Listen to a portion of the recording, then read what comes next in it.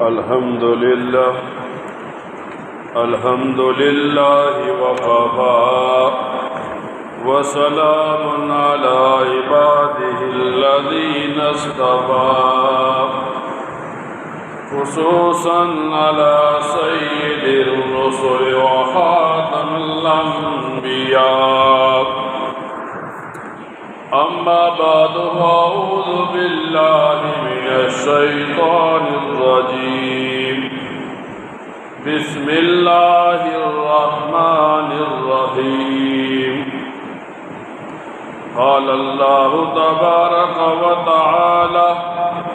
رضي الله عنهم ورضوا عنه قال النبي صلى الله عليه وسلم لو كان بعدي نبي لكان عمر صدق الله مولانا العظيم إن الله وملائكته يصلون على النبي يا أيها الذين آمنوا صلوا عليه وسلموا تسليما اللهم صل على محمد وعلى آل محمد كما صليت على إبراهيم وعلى آل إبراهيم إنك حميد مجيد اللهم بارك على محمد وعلى آل محمد كما باركت على إبراهيم وعلى آل إبراهيم إنك حميد مجيد۔ جب ذی الحجہ کا مہینہ ختم ہوتا ہے اور محرم الحرام کا مہینہ شروع ہوتا ہے تو مسلمانوں کو یہ بتایا جاتا ہے کہ محرم الحرام سے مسلمانوں کے اسلامی سال کی ابتدا ہوتی ہے۔ جیسے عیسائی مذہب میں جنوری کے مہینے سے عیسائیوں کے سال کی ابتدا ہوتی ہے، اسی طرح محرم الحرام میں یکم محرم سے مسلمانوں کے اسلامی سال کی ابتدا ہوتی ہے، اور جیسے ہی یکم محرم آتا ہے تو مسلمانوں کو یہ بتایا جاتا ہے کہ یکم محرم الحرام مسلمانوں کے دوسرے خلیفہ سیدنا حضرت عمر فاروق کی شہادت کا دن ہے، اور مسلمان اپنے شہداء کو یاد کر کر کے ان کے تذکرے کر کر کے ان کے ساتھ اپنی محبت کو ظاہر کرتے ہیں کہ یہ وہی لوگ تھے جن کے دین اسلام کے اوپر بہت زیادہ احسانات تھے، جن کی وجہ سے یہ دین اسلام ہمیں مکمل طور پر پہنچ گیا۔ جب بندہ سیرت کی کتابوں کو اٹھاتا ہے، سیرت کی کتابوں میں کچھ واقعات ملتے ہیں حضرت عمر فاروق رضی اللہ تعالی عنہ کی ذات کے ساتھ، اور ان واقعات کو موافقات عمر کہتے ہیں کہ ایک طرف کئی صحابہ کرام کی رائے ہوتی، ایک طرف حضرت عمر فاروق کی اکیلی رائے ہوتی، اور اللہ تعالیٰ کو حضرت عمر فاروق کی یہ رائے اتنی پسند آتی کہ اسے قرآن کریم کی آیت بنا کر نازل فرما دیتے۔ سیرت کی کتابوں میں یوں آتا ہے حضرت عمر فاروق رضی اللہ تعالی عنہ نبی کریم صلی اللہ علیہ وسلم کی خدمت میں حاضر ہوئے اور آ کر عرض کرنے لگے، اللہ کے رسول میں چاہتا ہوں ازواج مطہرات بھی باقی بھی مسلمان عورتیں پردہ کرنے والی بن جائیں۔ اب یہ حضرت عمر فاروق کی رائے ہے، نبی کریم صلی اللہ علیہ وسلم نے ان کی رائے سن لی۔ اللہ تعالیٰ کو حضرت عمر فاروق کی یہ رائے اتنی پسند آئی کہ قرآن کریم کا حکم اتار دیا، یا ایھا النبی قل لازواجک وبناتک ونساء المؤمنین یدنین علیہن من جلابیبہن، کہ اے میرے نبی کریم صلی اللہ علیہ وسلم، آپ اپنی بیویوں سے اپنی بیٹیوں سے بھی کہیں اور ساری مسلمان عورتوں سے بھی کہیں کہ وہ جب بھی نکلے تو پردہ کر کے نکلا کرے۔ اب جب بھی یہ آیت مبارکہ ایک مسلمان قرآن کریم میں پڑھتا ہے تو اسے بتایا جاتا ہے یہ حضرت عمر کی رائے تھی جسے اللہ تعالیٰ نے قرآن کریم بنا کر نازل کر دیا۔ یوں ہوا کسی موقع پر کسی وجہ سے نبی کریم صلی اللہ علیہ وسلم اپنی بیویوں سے ناراض ہو گئے، صحابہ کرام آ کر اپنی اپنی رائے دے رہے تھے، تو حضرت عمر فاروق نے آ کر رائے دی، اور آپ کی رائے کو اللہ تعالیٰ نے قرآن کریم بتا دیا کہ عسیٰ ربہ ان طلقکن ان یبدلہ ازواجا خیرا منکن، کہ اگر آپ ان بیویوں کو چھوڑ دیں تو ان سے بہتر بیویاں آپ کو ملیں گی۔ تو حضرت عمر فاروق نے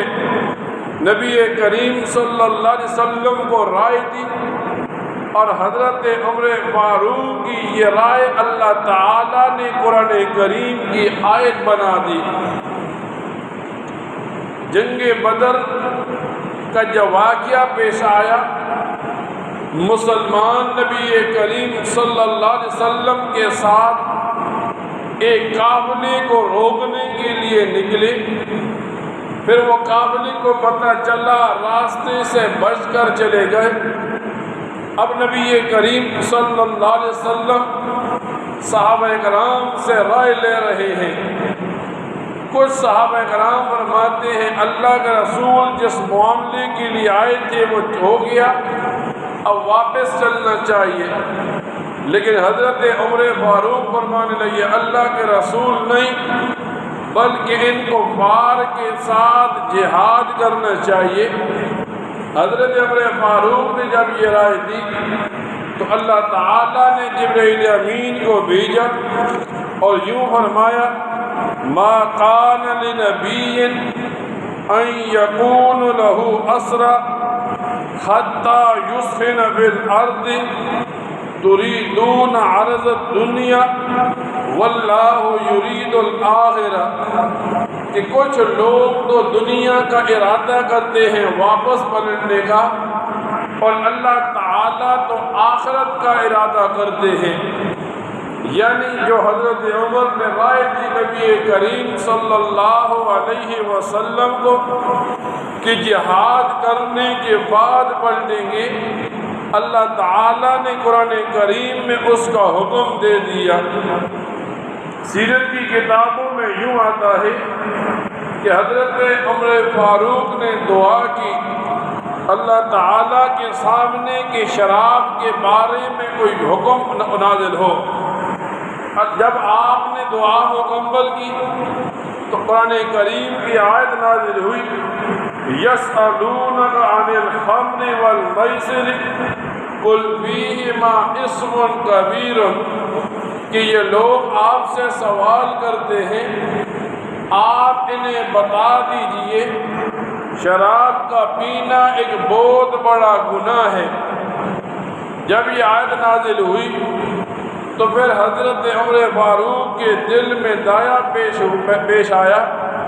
کہ شراب کا کوئی واضح حکم ہونا چاہیے۔ تو اللہ تعالیٰ نے یوں ارشاد فرمایا، یا ایھا الذین آمنوا لا تقربوا الصلاۃ وانتم سکاری، کہ اے ایمان والو تم نماز کے قریب بھی مت جاؤ جب تک کہ تم نشے کی حالت میں ہو۔ آج ایک بندہ قرآن کریم کے اندر جب ان آیات کو پڑھتا ہے اسے جھنجھوڑا جاتا ہے کہ یہ آیتیں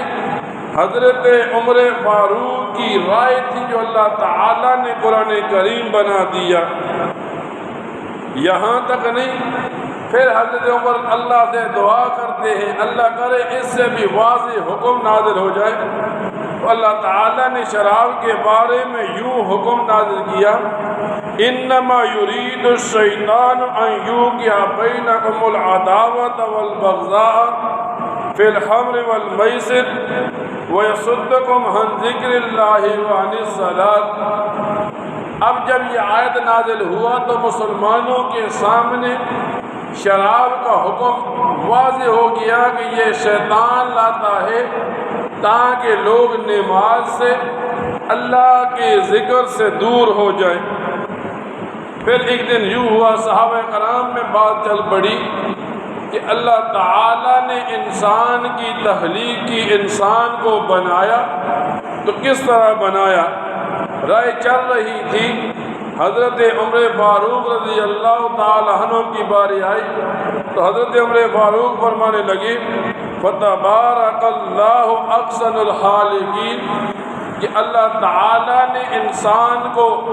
سب سے بہترین بنایا، اللہ تعالیٰ سب سے بہتر بنانے والا ہے۔ جب حضرت عمر فاروق نے یہ کلمات کہی تو نبی کریم صلی اللہ علیہ وسلم نے فرمایا، اے عمر جو کلمات تو نے کہی ہیں اللہ تعالیٰ نے بعین ہی وہ کلمات قرآن کریم کی آیتیں بنا دیا۔ یہاں تک نہیں، یوں ہوا منافقوں کا سردار فوت ہو گیا، اس کا بیٹا ہے عبداللہ چاہتا ہے میرے باپ کا جنازہ نبی کریم صلی اللہ علیہ وسلم پڑھائیں، میرے والد کو جو کفن پہنانا ہے نبی کریم صلی اللہ علیہ وسلم کا کرتا اسے پہنایا جائے۔ تو نبی کریم صلی اللہ علیہ وسلم نے اس کے بیٹے سے وعدہ کیا کہ میں تیرے والد کا جنازہ پڑھاؤں گا۔ جنازے کا وقت ہوا، صحابہ کرام صفوں میں کھڑے ہیں، حضرت عمر نبی کریم صلی اللہ علیہ وسلم کے سامنے آئے اور رائے پیش کی، اللہ کے رسول منافق کا جنازہ نہ پڑھائیے، لیکن نبی کریم صلی اللہ علیہ وسلم چونکہ زبان دے چکے تھے آپ نے جنازہ پڑھایا۔ نبی کریم صلی اللہ علیہ وسلم جنازہ پڑھا کر پیچھے ہوئے، اللہ تعالیٰ نے قرآن کریم کی آیت نازل کی، وَلَا تُصَلِّ عَلَىٰ أَحَدٍ مِّنْهُمْ مَاتَ أَبَدًا، کہ آپ ان میں سے کوئی مر جائے تو کسی کی نماز جنازہ نہ پڑھائیں، وَلَا تَقُمْ عَلَىٰ قَبْرِهِ، اور جب یہ کوئی مر جائے تو کسی کی قبر پر بھی کھڑے نہ ہو۔ پھر نبی کریم صلی اللہ علیہ وسلم نے اس کی مغفرت کے لیے دعا کے لیے ہاتھ اٹھا دیے۔ حضرت عمر فاروق نے پھر رائے پیش کی، اللہ کا رسول منافق کے لیے استغفار مت کیجیے، لیکن نبی علیہ السلام نے دعا کر دی تو اللہ تعالیٰ نے قرآن کریم کا حکم نازل کیا اور یوں ارشاد فرمایا، سواء علیہم استغفر لہم ام لم تستغفر لہم، برابر ہے آپ ان کے لیے استغفار کرتے ہیں یا نہیں کرتے۔ اب جب یہ محرم کا مہینہ شروع ہوا تو ایک مسلمان کو ان حضرات حضرت عمر فاروق، حضرت حسین کے واقعات اس لیے سنائے گئے کہ آج اگر دین اسلام ہم تک پہنچا ہے تو یہ دین اسلام انہی لوگوں کی وجہ سے صحیح سلامت پہنچ گیا۔ اور جب بھی صحابہ کرام کا تذکرہ ہوتا ہے اللہ تعالیٰ قرآن کریم میں بار بار ارشاد فرماتے ہیں رضی اللہ عنہم ورضوا عنہ۔ اب جیسے ہی یکم محرم آیا تو یکم محرم کا دن مسلمانوں کو بتانے کے لیے آیا کہ یہ یکم محرم کا دن وہ دن ہے کہ اس دن مسلمانوں کے دوسرے خلیفہ کو ابو لولو فیروز نامی ایک آدمی نے قتل کیا، اور پھر راستہ نہ ہونے کی وجہ سے خود کو بھی قتل کر کے جہنم چلا گیا۔ اس آدمی کا مزار ایران میں بنایا گیا۔ آج بھی کفار جاتے ہیں ابو لولو فیروز کی قبر پر ایران میں اور اسے کعبے جتنی عبادت سمجھتے ہیں۔ تو مسلمان کو یوں بتایا گیا محرم شروع ہو،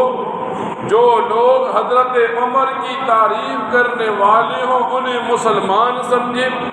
انہیں دنیا کے اندر صحابہ کرام کا عاشق سمجھے۔ اس کے مقابلے میں وہ آدمی جو ابو لولو فیروز کی قبر پر جانا اور اس کے ساتھ محبت کو ظاہر کرنے کی کوشش کرے تو اس آدمی کو بتایا جاتا ہے یہ مسلمان نہیں ہے،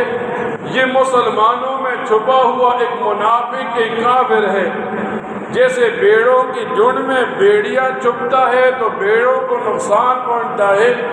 اسی طرح جب مسلمانوں کی جماعت میں ایک کافر چھپ جاتا ہے تو سب سے پہلے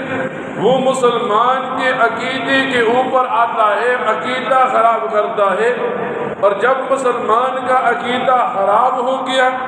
اب وہ جتنی بھی عبادتیں کرتا ہے عبادتیں اسے فائدہ نہیں دیتی۔ تو یہ محرم کا مہینہ غم کا مہینہ نہیں ہوتا، خوشی کا مہینہ ہوتا ہے، اس وجہ سے کہ جب آدمی شہید ہوتا ہے، نبی علیہ السلام کے زمانے میں شہداء کی شہادت پر صحابی اور صحابیات خوشی مناتے تھے، چلو ہمارے گھر کا ایک بندہ بھی اللہ کی راہ میں شہید ہوا۔ تو اس محرم کے مہینے میں جیسے ہی یکم محرم آیا تو یہ بتانے کے لیے آیا کہ مسلمان جب یکم محرم کا دن ہو حضرت عمر فاروق کو یاد کریں، اس کے تذکرے کریں، اس کے ساتھ محبت کا اظہار کریں۔ جب آدمی یہ کام کرے گا تو اسے صحابہ کرام کے ساتھ محبت کرنے والا لکھ دیا جائے گا، اور جب ان لوگوں کے ساتھ محبت کامل ہوگی ایمان کامل ہوگا، اور جب ایمان کامل ہوا تو دنیا آخرت میں آسانی کے راستے کھلیں گے۔ اللہ تعالیٰ سے دعا کیا کریں اللہ تعالیٰ ان باتوں کو سننے کے بعد ان پر عمل کرنے کی توفیق عطا فرمائے۔ وآخر دعوانا الحمدللہ رب العالمین۔